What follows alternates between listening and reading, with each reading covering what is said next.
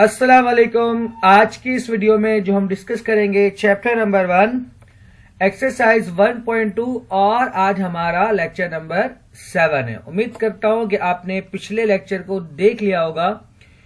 तो अगर आप लेक्चर वाइज देखेंगे ये सारी वीडियो प्लेलिस्ट में मौजूद है, चैप्टर 2, चैप्टर 4 और चैप्टर नंबर 1। तो आप तरतीब से वीडियो देखें ताकि आपको चीजें क्लियर हो, ठीक है।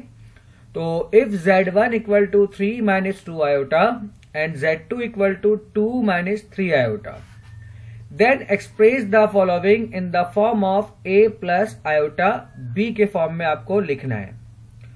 तो सबसे पहले आपको कह रहा है कि Z1 multiply by Z2 conjugate divide by Z1 conjugate, ये आपको फाइंड करना है, ठीक है। यानी कि इसको आपको A प्लस आयोटा B के फॉर्म में लिखना है। तो सबसे पहले आपको Z1 गिवन है, जहां हम जानते हैं Z1 बराबर है किसके, 3 माइनस 2 आयोटा के। और ये आपको पता है कि हम कॉम्प्लेक्स नंबर को ऑर्डर पेयर के फॉर्म में भी लिख सकते हैं। यानी कि कॉमा से पहले हम लिखते हैं रियल पार्ट को और कॉमा के बाद हम लिखते हैं इमेजिनरी पार्ट को, ठीक है। ये बेसिक चीजें मैं आपको पहले भी क्लियर कर चुका हूं, ठीक है। और आप जानते हो जिसके साथ आयोटा नहीं है, जैसे यहाँ पर 3 के साथ ये आई नहीं है, मतलब ये आयोटा, तो ये हमारा रियल पार्ट। और -2 के साथ ये आयोटा है, तो इसका मतलब -2 हमारा क्या होगा, इमेजिनरी पार्ट। जब इमेजिनरी पार्ट कहते हैं तो हम आयोटा को नहीं लिखते, ठीक है। जिसके साथ आयोटा होगा वो आपका क्या होगा, इमेजिनरी पार्ट, ठीक है। चूंकि हमें इसका कॉन्जुगेट भी चाहिए तो पहले ही हम कॉन्जुगेट फाइंड कर लेते हैं। आप जानते हो कि कॉन्जुगेट फाइंड करने के लिए हम अपने इमेजिनरी पार्ट का साइन चेंज करते हैं, ठीक है। तो ये -2 हमारा इमेजिनरी पार्ट है, तो ये -2 क्या हो जाएगा, +2। सिमिलरली हमें गिवन है Z2 बराबर है 2 माइनस 3 आयोटा के, जैसे कि मैंने आपको बताया कि इसको हम ऑर्डर पेयर के फॉर्म में लिख सकते हैं। और इसी तरह हम क्या करेंगे, Z2 का हम कॉन्जुगेट फाइंड कर लेंगे। तो Z2 कॉन्जुगेट हमारे पास किसके बराबर होगा, 2 प्लस 3 आयोटा के। इस -3 को आप क्या कर दोगे, +3। अब आते हैं जो आपको फाइंड करना है। तो ये आपको फाइंड करना है, सबसे पहले न्यूमरेटर को हम फाइंड करते हैं कि Z1 multiply by Z2 conjugate, ठीक है। तो first we find Z1 multiply by Z2 conjugate. Z1 हमारे पास है 3, -2 और Z2 कॉन्जुगेट हमारे पास है 2, 3। इन दोनों को हम क्या करते हैं, मल्टीप्लाई। तो मल्टीप्लाई के लिए आप जानते हो फॉर्मूला के A, B multiply by C, D equal to AC minus BD, AD plus BC। ये फॉर्मूला हम पहले भी पढ़ चुके हैं। तो यहाँ पर A हमारा 3 है, B -2 है, C 2 है और D भी हमारा क्या है, 3 है, ठीक है।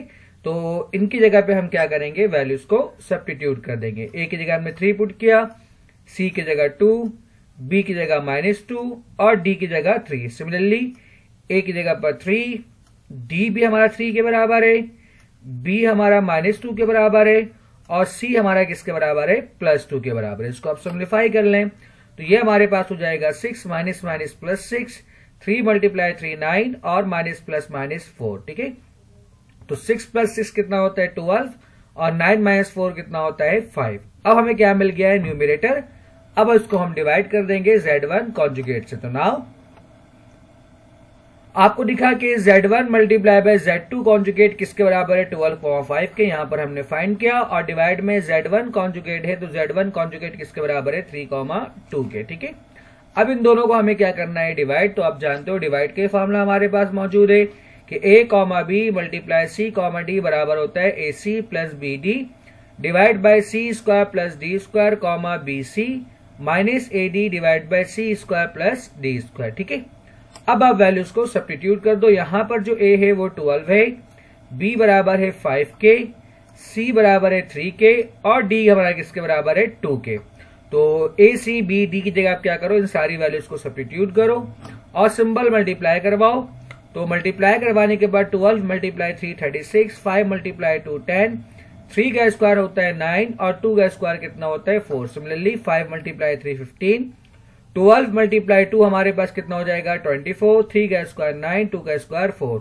इन दोनों को आप ऐड सब्ट्रैक्ट कर दो तो आपके पास क्या बन जाएगा, 36 प्लस 10 होता है 46 और 15 माइनस 24 कितना होता है, -9। तो ये आपका आंसर हो गया, यानी कि A प्लस आयोटा B के फॉर्म में। इसको आप यू भी लिख सकते हो, 46 डिवाइड बाय 13 और माइनस 9/13 आयोटा। ठीक है, इसको हमने a प्लस बी आयोटा के फॉर्म में लिख दिया, जिसे मैंने नीचे यहां पर लिखा है।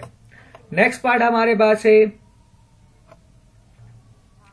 Z1 conjugate multiply Z2 divide by Z2 conjugate. ये मैं आपको पिछले लेक्चर में समझा चुका हूं कि Z1 और Z1 कॉन्जुगेट हम किस तरह फाइंड करते थे। तो अब हम पहले फाइंड करते हैं Z1 conjugate multiply Z2।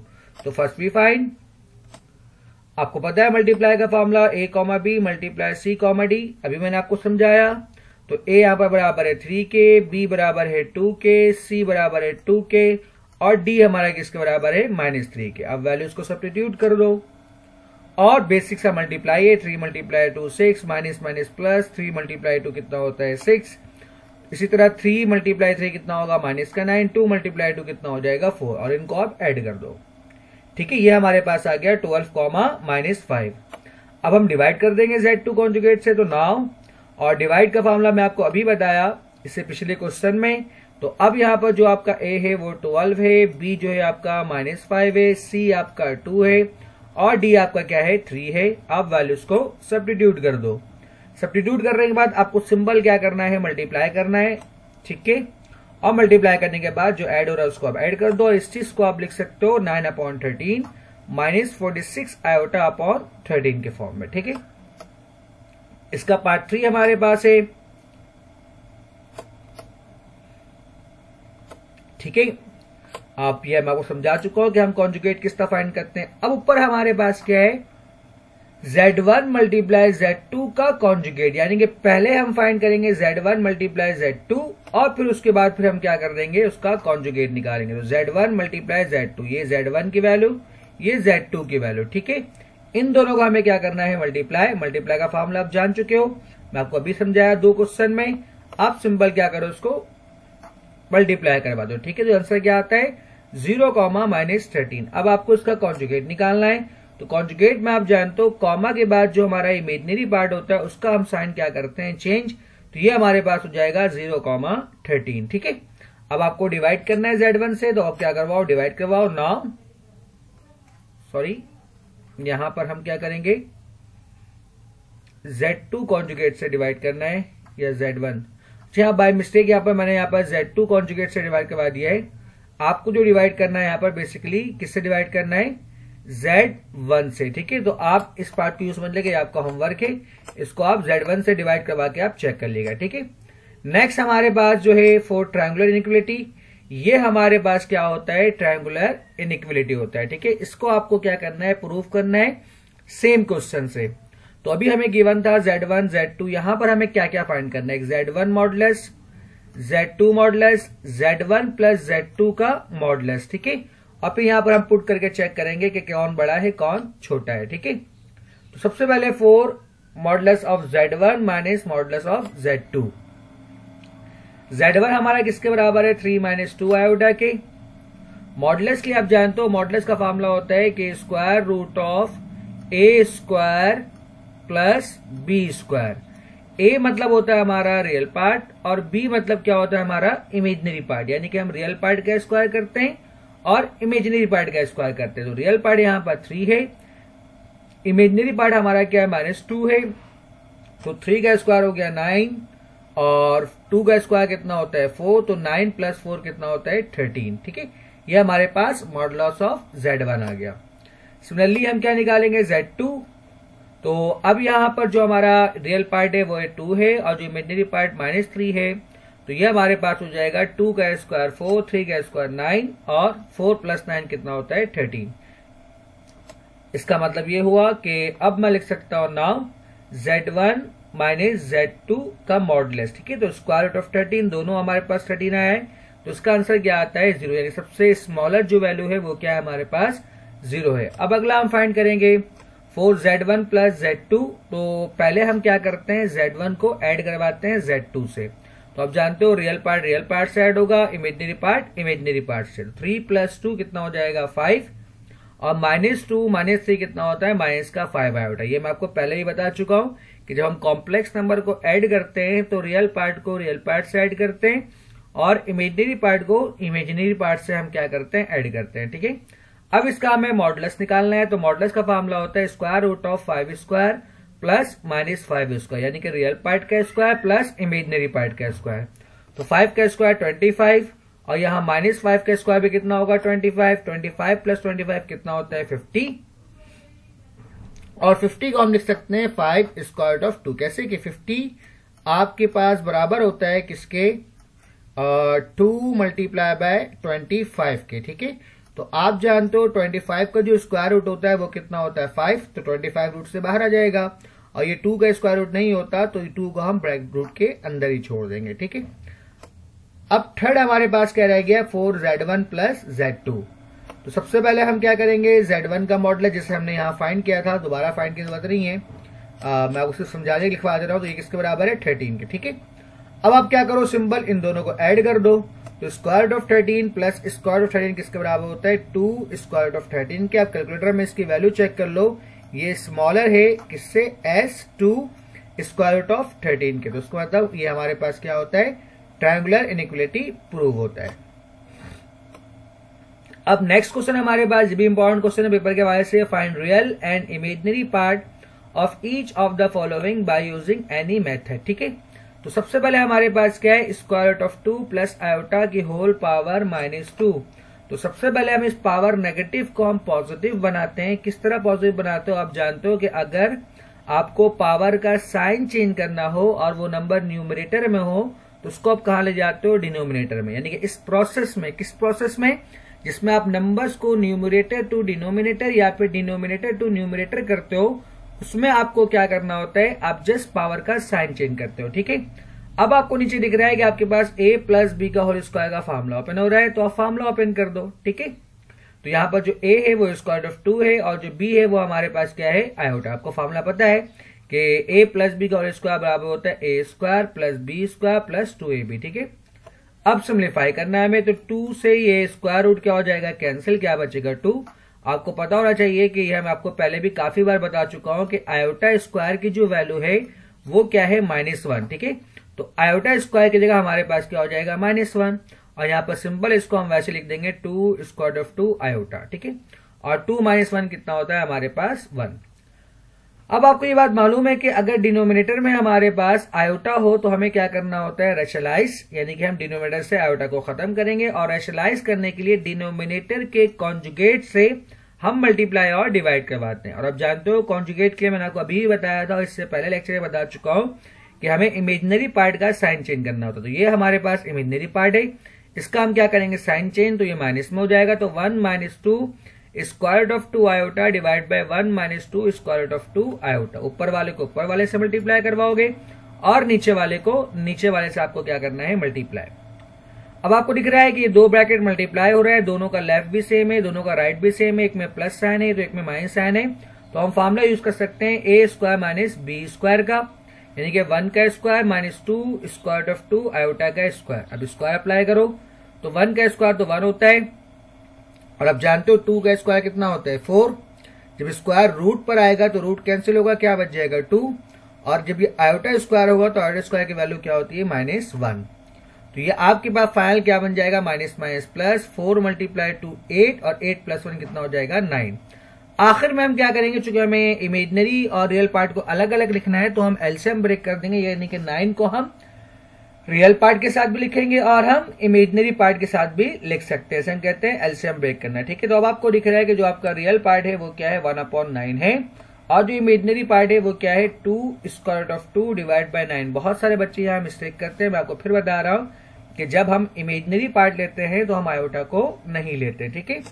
Next हमारे पास जो पार्ट है इसका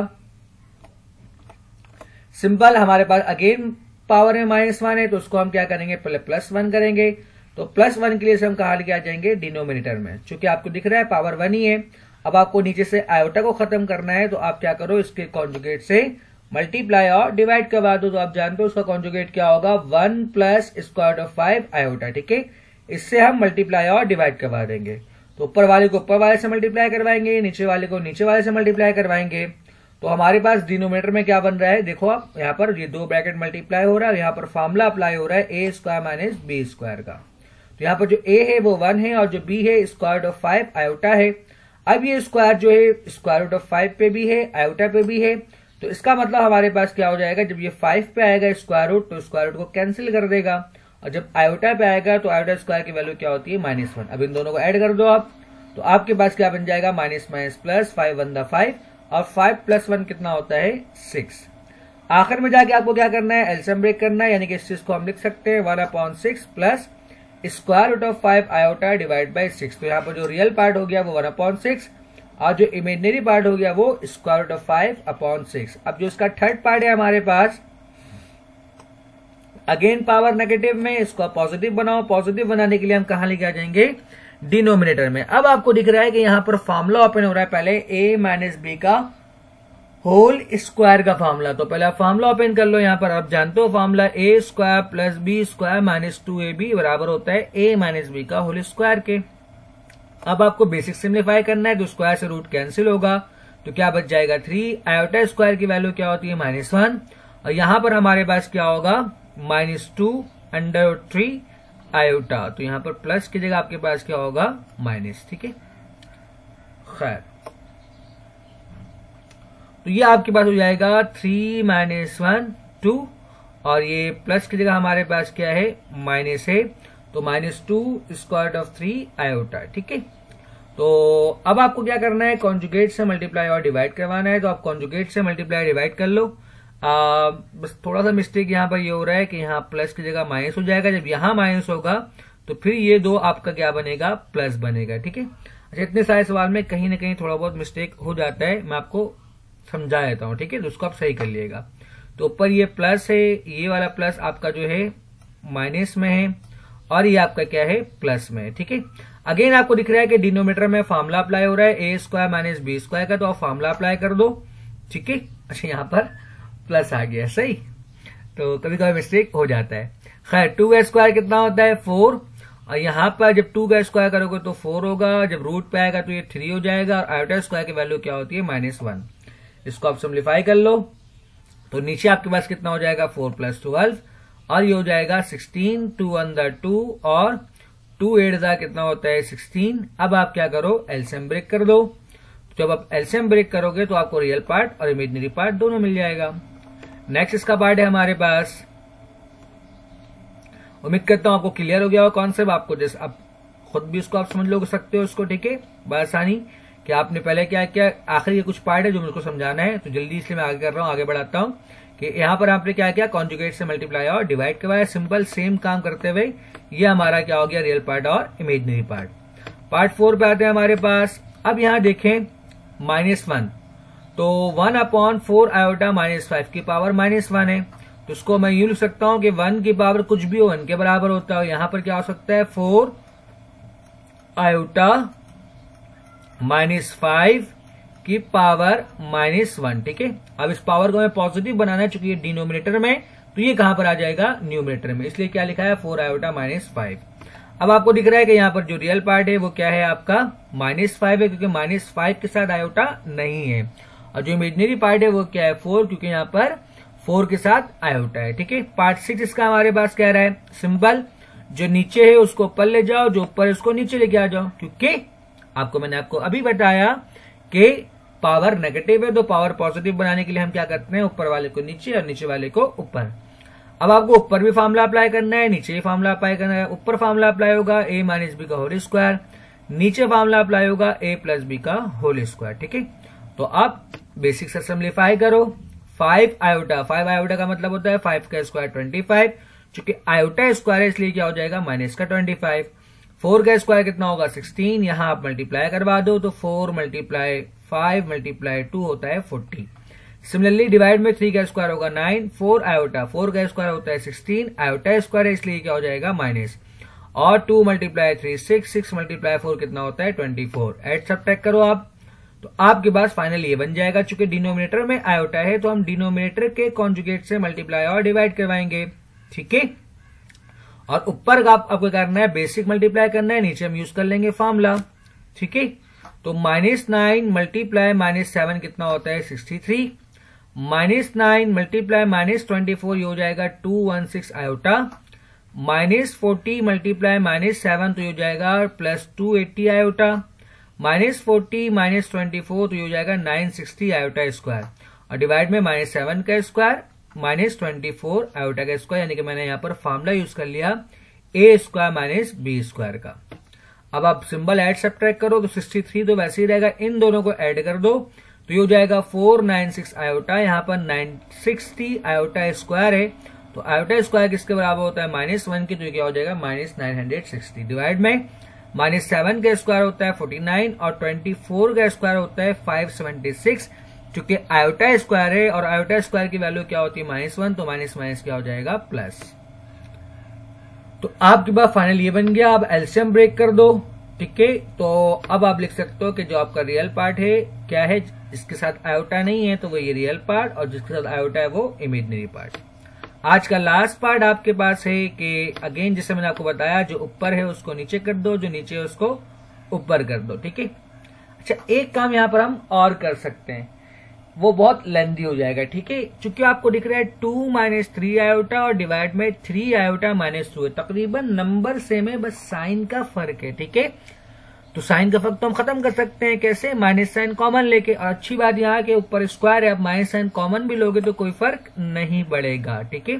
जो नीचे मैंने क्या किया, माइनस साइन कॉमन निकाला, चूंकि माइनस साइन का स्क्वायर प्लस ही होता है, तो ये आपके पास सेम हो जाएगा 2 - 3 आयोटा, और नीचे भी क्या होगा आपके पास, क्योंकि ऊपर स्क्वायर है तो नीचे भी क्या बचेगा 2 - 3 आयोटा। इसको आप कैंसिल कर सकते हो, जब इसको आप कैंसिल करोगे तो किसके बराबर होता है 1 के, और 1 का स्क्वायर कितना होता है 1, तो यहाँ पर जो रियल पार्ट हो गया वो क्या हो गया 1, और जो इमेजिनरी पार्ट है वो आपका क्या होगा 0, क्योंकि कुछ भी नहीं है। तो उम्मीद करता हूँ कि आज का लेक्चर आपको समझ में आया होगा। वीडियो देखने के लिए शुक्रिया, अल्लाह हाफिज।